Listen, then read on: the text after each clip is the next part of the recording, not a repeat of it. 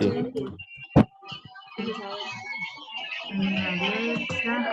Esa opción Ese es el Q. Eso es el Q. ¿Qué va a ser la rueda así?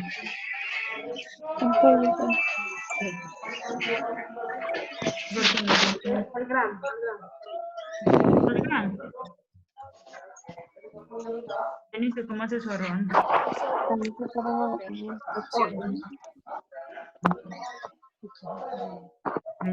Lo hice. Allá. Gran Q. Dígame.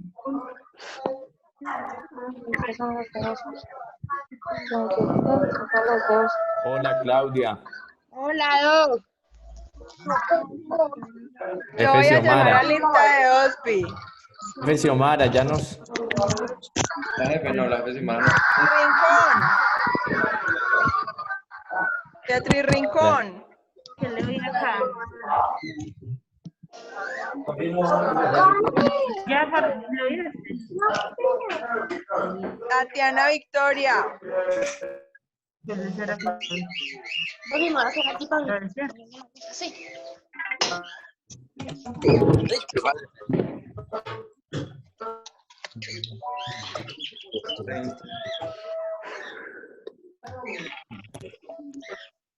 P falta. ¿Quién hay de P? Ah, no, aquí está No, de Paola. PIP ya está Paola, está Mayerly.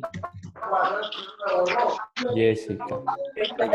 Tris, Jenny, Tatiana, Lucy. Bueno, el doctor Cajas también está ahí. Doctor, ¿cómo está? La doctora Isabela, Bien, doctor. ahorita estaba viendo la presentación, pero ya no la veo. No sé cómo. No, ya va, doctor, es que Ya está... enseguida, doctor, la vuelve a poner bueno. aquí el doctor Harold. Venga para acá, Carlos. Que la Carolina de Soria, la doctora Lisette, si ya nos escucha.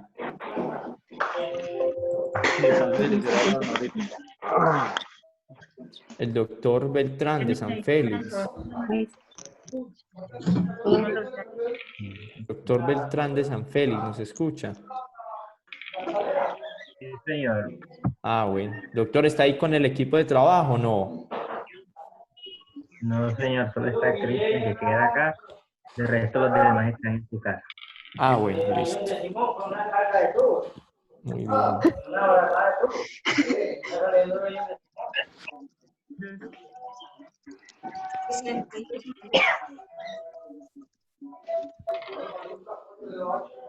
Claro. ¿Quién más falta por ahí que no nos...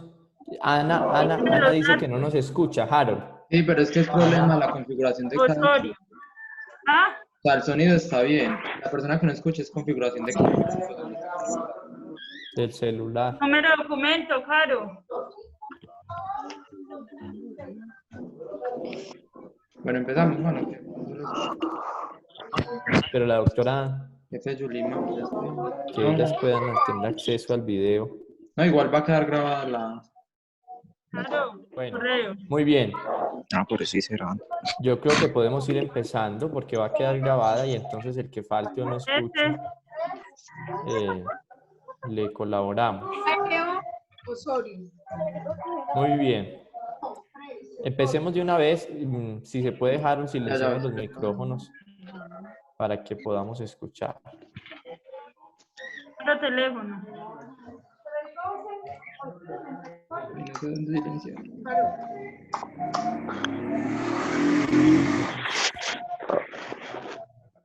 Entonces los voy a silenciar para que podamos... Listo. Bueno, pongamos cuidado pues que vamos a silenciar.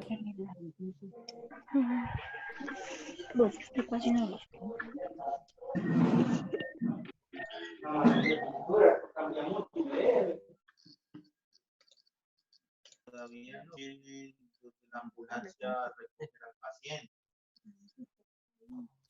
Juan, bajar el sello activo por si escriben o algo para que usted no se sienta. Bueno, listo. Bueno. ¿Cómo no? No, pues... No, Bueno, creo que ya estamos todos, entonces para que empecemos esta charla. La idea es que hagamos la charla como continua y las preguntas que vayan teniendo las vayan depositando ahí en el chat para al final poderlas contestar todas, listo, pues como para que no queden dudas al aire. Si de pronto no me escuchan o hay algún problema con la imagen o algo, nos levantan la mano o escriben que Juan me va a ir avisando en caso de que haya algo. Bueno, entonces quisimos hacer esta charla pensando pues en la preparación de todo el equipo del hospital frente a las contingencias que se está dando por la pandemia, el COVID-19.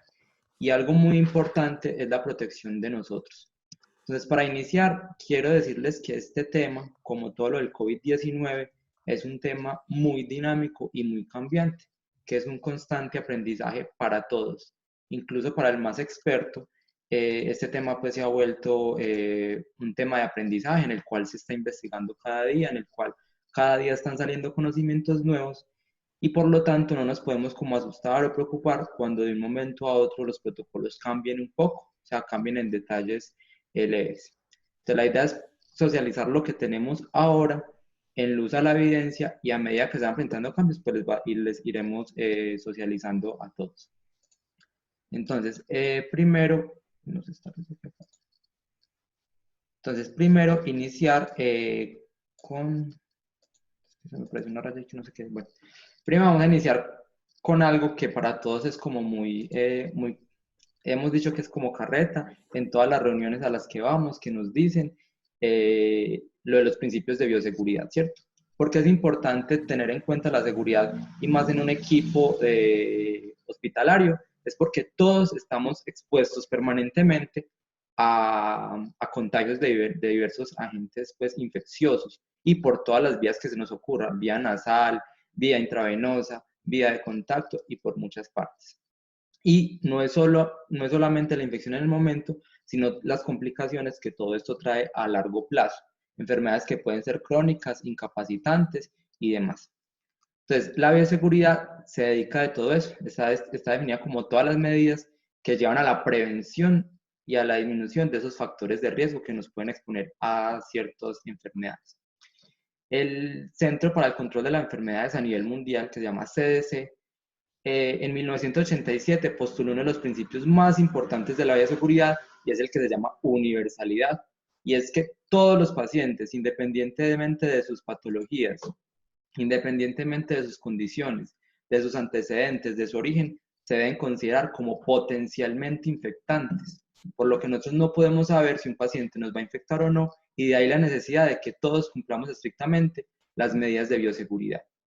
Y otros de esos principios de bioseguridad son la utilización de barreras y la eliminación adecuada de todos los desechos. Entonces lo vamos a ir ejemplificando en el contexto del COVID-19. Bueno, esta también es una imagen muy típica que vemos por todos los hospitales, en noticias más en este tiempo, y que muchas veces, como nosotros estamos tan acostumbrados al trabajo, la pasamos desapercibida. Pero es quizás el pilar fundamental del manejo de los equipos de protección personal, de lo que vamos a hablar más adelante. De nada sirve tener overall, N95, careta, respirador con filtros, si no nos hacemos un adecuado lavado de manos. Y es el método más costo efectivo y el más eficaz. Incluso hay estudios que han dicho que personas que no se lavan bien las manos tienen más riesgo de contagio y es uno de los procesos que más puede contagiar y más puede llevar al riesgo de contraer en ese momento el coronavirus. Entonces, tener muy en cuenta los 5 momentos, pues que ya no lo sabemos y nos los han repetido muchas veces, y además la técnica adecuada de lavado de manos. La técnica va acorde a que se elimine toda la superficie de las manos, todos los microorganismos que puedan estar.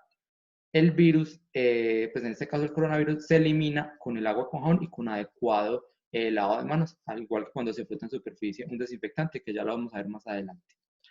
Bueno, entonces para hacer una pequeña introducción al coronavirus, sabemos que es un agente, un virus, que pertenece a esta familia, que se denominó coronavirus por la composición pues que se ve en las fotos microscópicas.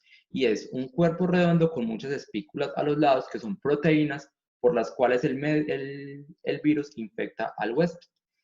Entonces, esta familia de coronavirus se conoce desde hace mucho tiempo, pero han habido 3 virus que han ocasionado enfermedades importantes. El primero fue en el 2002 en el continente asiático, el segundo en el 2012 en el Medio Oriente. Cada uno ocasionaba brotes, epidemias, pero nunca llegaron a tener efectos pandémicos como el que se empezó a presentar a finales del 2019 en la provincia de Wuhan, en China, que pues conocemos como COVID-19.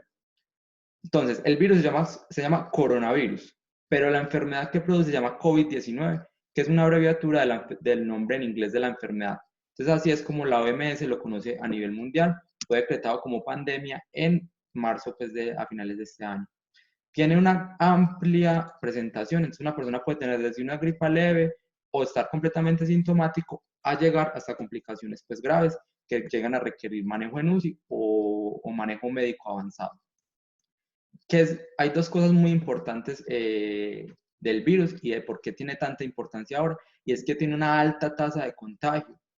Se ha descubierto y pues se ha hecho análisis que una persona puede contagiar incluso hasta 4 o 5 personas. Eso se llama pues índice de transmisibilidad y está dado por la forma en la que se transmite el virus, que es por esos 3 mecanismos que ya vamos a ver. Y otra cosa es que tiene una tasa de letalidad aproximada del 6%, es decir, de 100 personas que se infectan por virus, 6 pueden llegar a morirse. Aunque eso parece poquito, como hay muchos casos reportados, las muertes, pues, los muertos pueden sumar una cantidad considerable.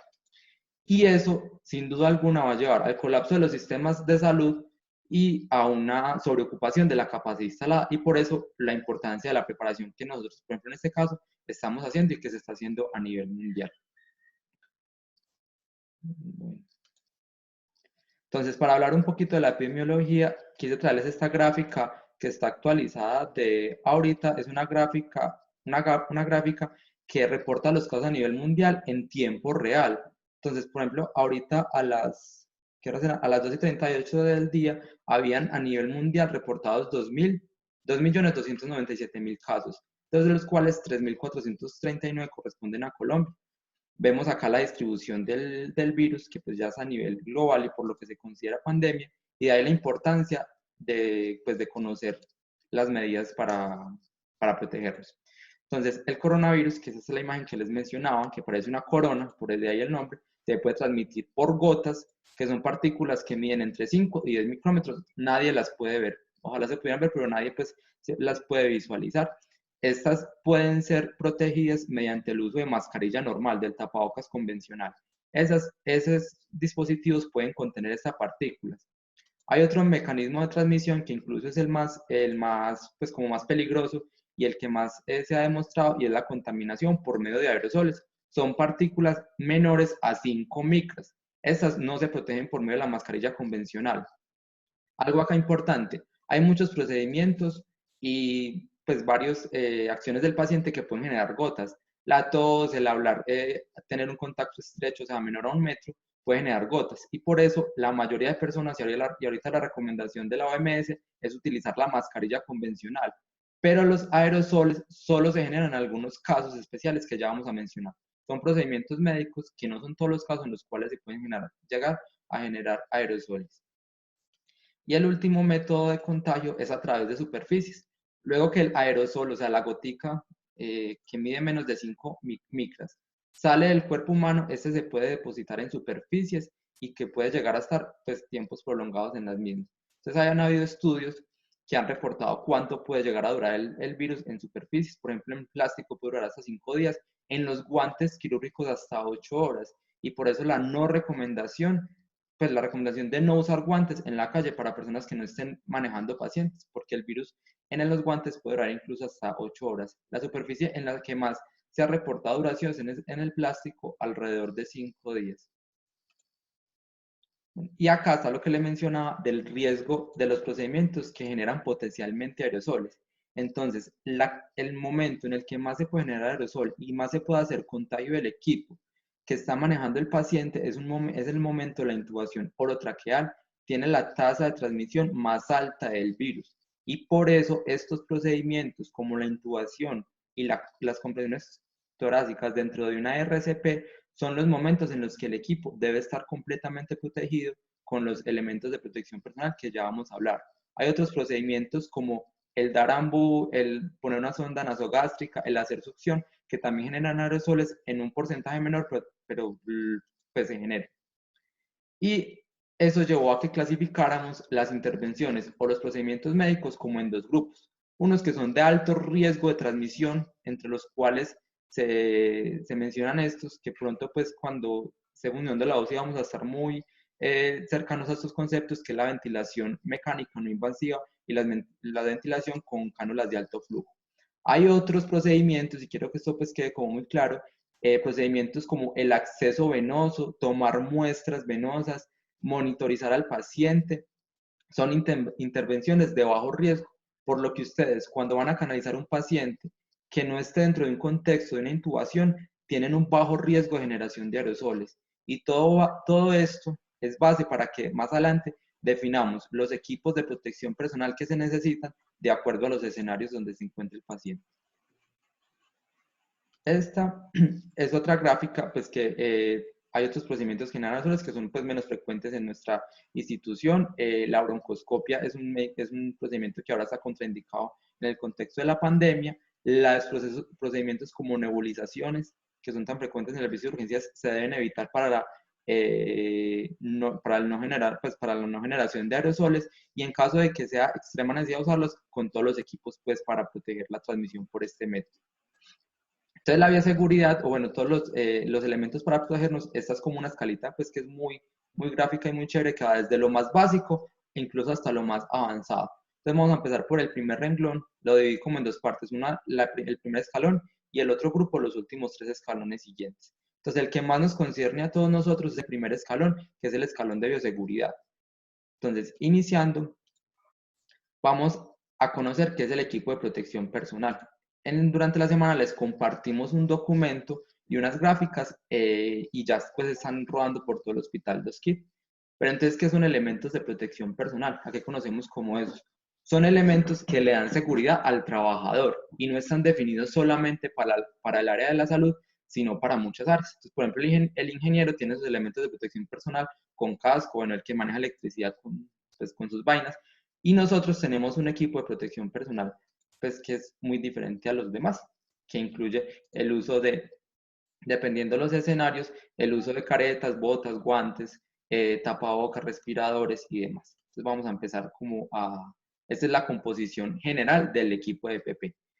Quiero que algo quede como claro, no todos los EPP son iguales. El uso de los elementos depende del escenario en el cual se maneja el paciente. Entonces no es lo mismo un EPP que necesita un personal administrativo a un EPP que necesita la persona que va a realizar intubación.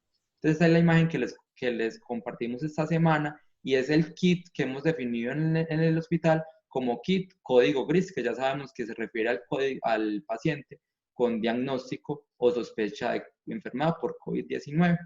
Entonces, los elementos que incluyen acá son las monogafas y las caretas, el respirador N95, los overoles, las batas desechables, los gorros quirúrgicos, los guantes y las mascarillas convencionales.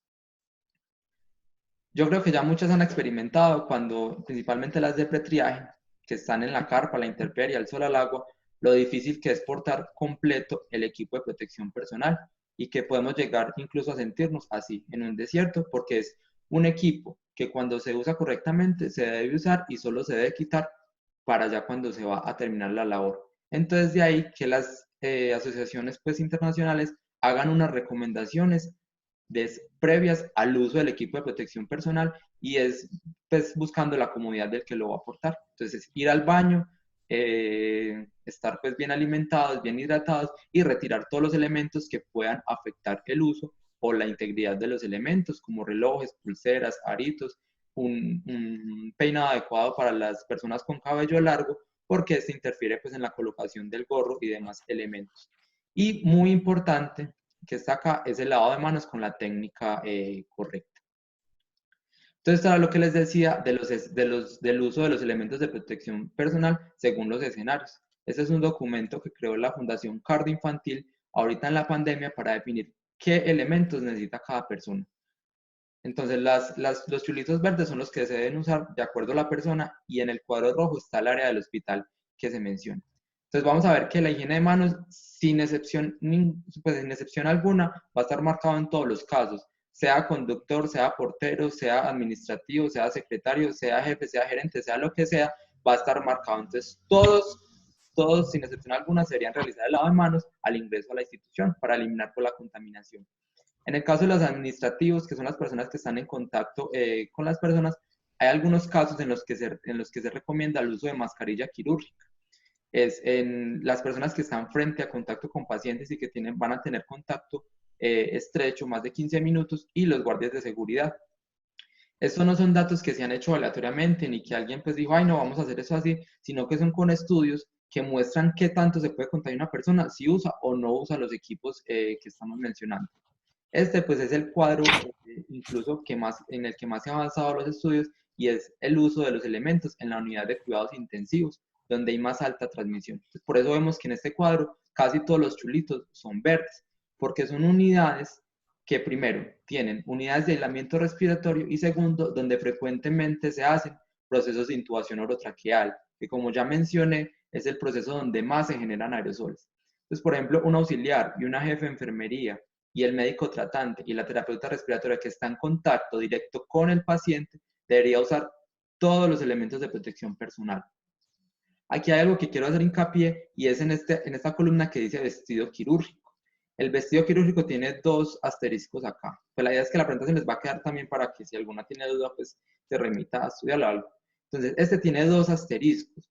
Este vestido quirúrgico, pues en la descripción del documento, habla que puede ser opcional el uso del overol, que está tan discutido. Entonces, estos 2 asteriscos quieren decir que solo se debería utilizar o se recomienda utilizar cuando hayan procesos generadores de aerosoles y dependiendo la disponibilidad de los equipos de protección personal en la institución. ¿Qué pasa? En momentos de pandemia, los recursos y los elementos de protección personal sin duda alguna van a escasear porque es tanto el volumen de pacientes y es tanto el volumen y la demanda de personal que van a llevar a que si no se usan adecuadamente van a escasear. Ahorita no tenemos pues el alto flujo de pacientes que se podría esperar, pero es preocupante que estos recursos lleguen a acabar para cuando lleguen los pacientes que ya estén confirmados positivos o en las unidades de aislamiento respiratorio. Vemos que, por ejemplo, el camillero no requiere ni el overol, ni el vestido quirúrgico, ni la careta. Entonces, cada persona, dependiendo de su función dentro del equipo, va a necesitar un determinado número de los elementos de protección personal. Esta otra gráfica es acerca del quirófano, creo. Esta es la gráfica en el servicio de quirófano. Entonces vemos que en el servicio de quirófano no es necesario que todo el personal use, por ejemplo, el overol solo en procesos generadores de aerosoles. En el quirófano, el único proceso generador de aerosol que se realiza es la intubación. Por lo tanto, estará indicado la uso de todos los elementos en las personas que están en contacto directo con la intubación, es decir, el anestesiólogo, el médico ayudante y la circulante de anestesia. Querían tener principalmente el respirador N95, pero es opcional y dependiendo de los recursos del hospital, el uso de overol. No está indicado de rutina en el uso de todo el equipo quirúrgico, el overol. Y estos son los últimos servicios que saca hospitalización y consulta externa, ¿cierto? Acá ellos lo enfocan en las unidades respiratorias. Ellos tienen los pacientes respiratorios totalmente aislados. Entonces vemos que, por ejemplo, el auxiliar de enfermería de consulta externa requeriría todo, menos el N95, la careta y las batas pues antifluidos. Entonces todo es dependiendo del área donde se desarrolla la persona y la disponibilidad de recursos. Entonces ustedes van a hacer una pregunta. ¿Por qué decimos que dependiendo del área de recursos, por qué estamos haciendo que las enfermeras o las auxiliares que nos están colaborando en pretriaje tengan el equipo completo? Porque hay escenarios en los que es imposible prever cuándo se va a llevar de emergencia un proceso generador de aerosoles. Es decir, en urgencias, cuando el paciente llega críticamente enfermo, es imposible prever si no lo vamos a intubar. Entonces, para prevenir el momento de salida de contagio, de volver a poner los elementos de protección personal, las guías recomiendan que las personas que están en estos escenarios usen todos los elementos de protección personal. Hay algo acá que yo creo que han visto en todas las gráficas y es que cuando se chulea el respirador N95 le ponen una X a la mascarilla quirúrgica. Esto lo hace porque uno no debe portar las dos. Pues teóricamente no debería portar las dos porque cuando tiene el respirador N95 ya está protegido.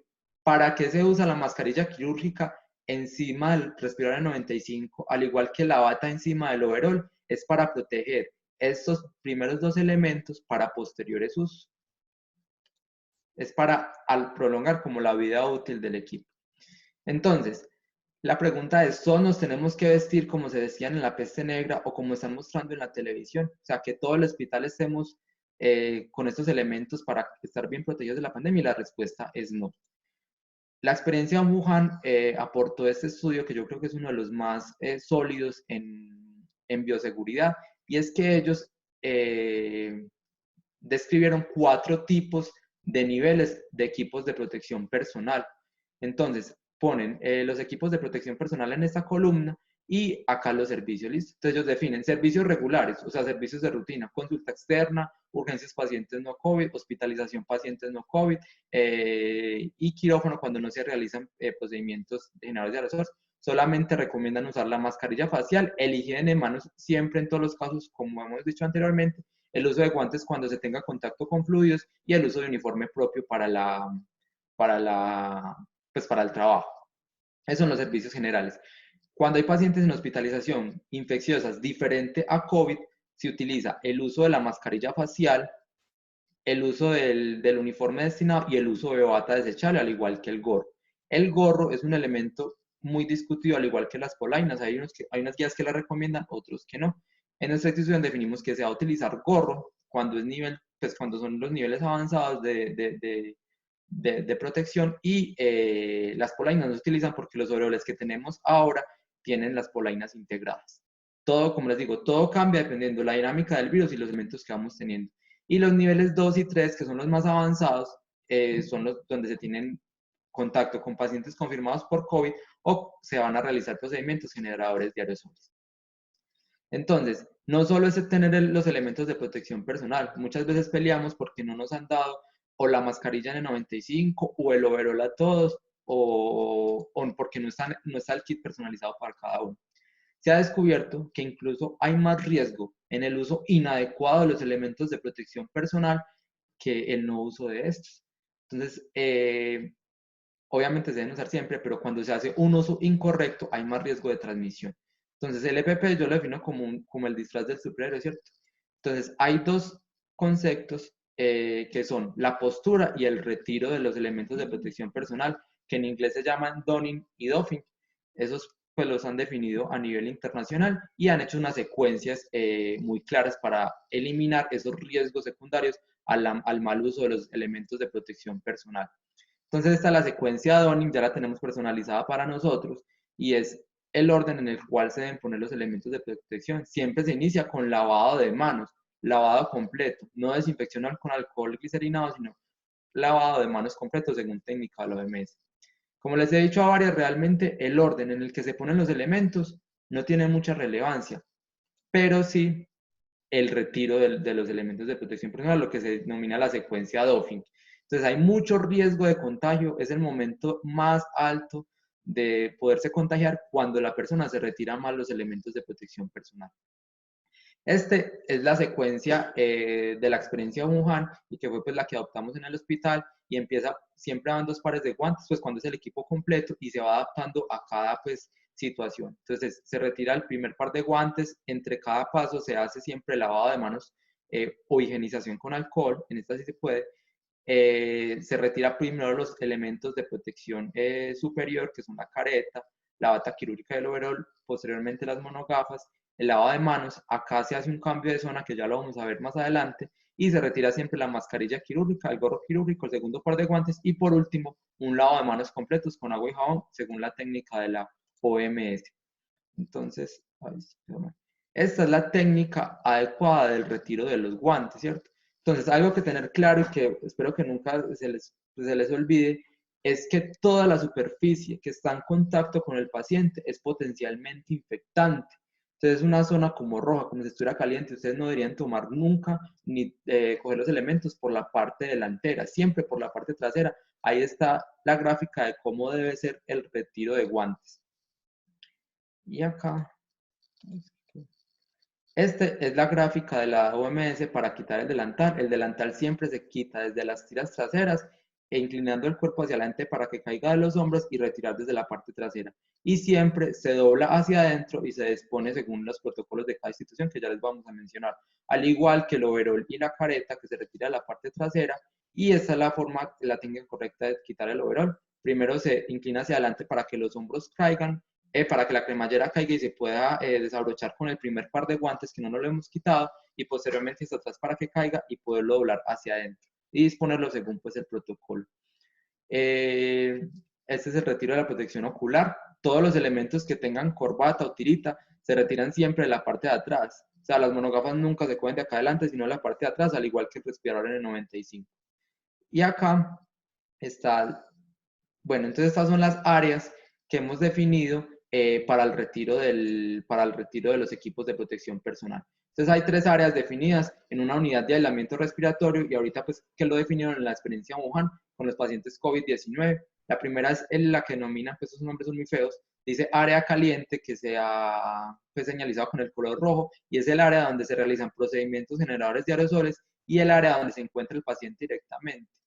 La zona aledaña es el área tibia o la zona de descontaminación, que es donde se hace el retiro de los elementos de protección personal, y posteriormente está el área verde, que son los pasillos o las áreas comunes del hospital.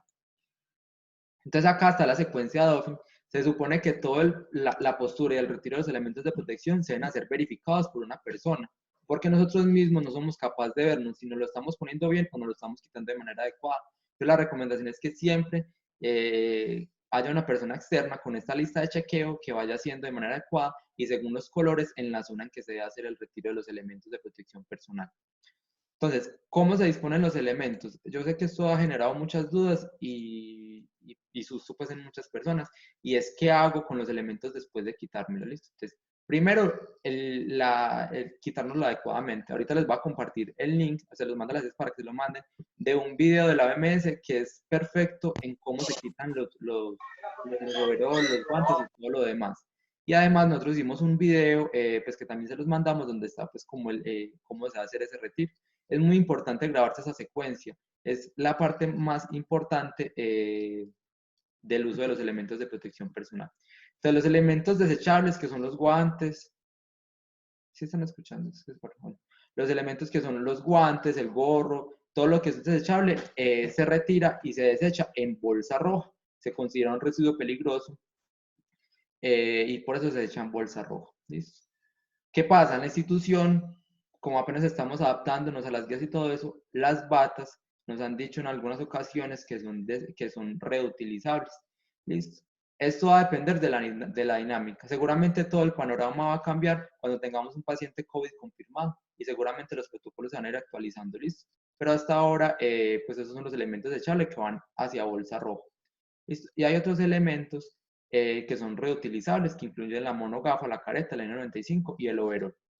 Las monogafas y las caretas deberían ser de uso personalizado, pero pues sabemos que hay dificultades para esto, entonces se pueden desinfectar en una solución de hipoclorito de 1 parte por 1.000.000. Acá está cómo se debe hacer. Bueno, en el hospital hay una guía, un manual que ya están las soluciones pues listas para la desinfección. Se supone que después del retiro adecuado, el elemento se echa en el balde con solución y posteriormente se hace pues el lavado normal para desinfección. Este se puede hacer así, igual que la careta. La mascarilla N95, como les habíamos mencionado y como les hemos explicado, puede ser reusada y es seguro reusarla. ¿En qué casos? Cuando no esté visiblemente contaminada o no tenga contactos con fluidos. Es decir, usted está intubando, le cayó una gota de saliva, una gota de sangre, esa mascarilla se debe desechar inmediatamente después de retiro, a diferencia de cuando queda limpia, que puede reutilizarse hasta 100 horas.